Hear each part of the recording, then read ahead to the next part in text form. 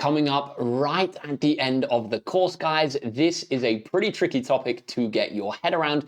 Let's see what we can do. The question says, given the diagram, estimate the two solutions to sine x equals 0.6 for x is greater than or equal to 0 and less than or equal to 360. We can see that we've been given this graph of y equals sine x. It starts down here at 0, 0. Over at 90 degrees it goes up to 1. At 180 it comes back down to 0. At 270 it's back down at negative 1. And at 360 it comes back up to 0. We want the two solutions to sine x equals 0.6 for the range of values x being between 0 and 360. Now let's break this down. So x is between 0 and 360. So this is the range of the graph that we're working with. And we want the two solutions to sine x, which by the way is equal to y, equals 0.6. We can have a look over at our y-axis and we can see that we've been given the value for x when y is equal to 0.6. When y is equal to 0.6, in other words, when sine x is 0.6, the value of x is 37, and that is the value between 0 and 90. So one value of x, which makes sine x equal to 0.6, is 37. So we have one of our solutions that's been kind of given to us on the diagram.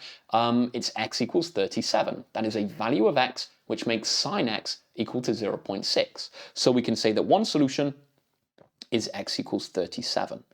Now, how do we get our other solution?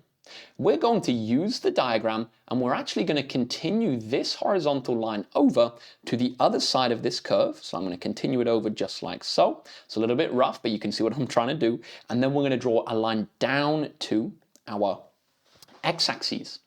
This value of x down here then is going to be the other value of x, which has a value of y associated to it of 0.6.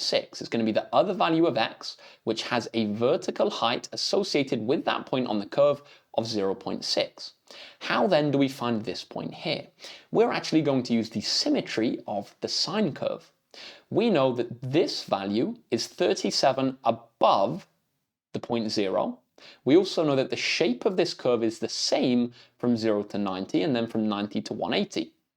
So, in the same way that this value is 37 above 0, 37 to the right of 0, the other value is going to be 37 to the left of 180.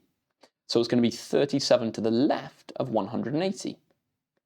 Finding our value then, guys, we can actually do 180 subtract 37, 180 subtract 37, which is going to be 143, and that is going to be the other value of x, so x equals 37, or x equals 143. What did we do, guys? We used the fact that we've been given that when y is equal to 0.6, which means sine x is equal to 0.6, x is equal to 37. That's given us one of our values, and then we've used the symmetry of the sine curve to find the other value.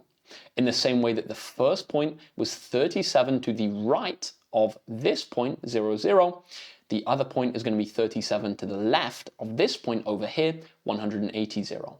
So we do 180 minus 37, we get 143, and that is going to be our second solution to the equation.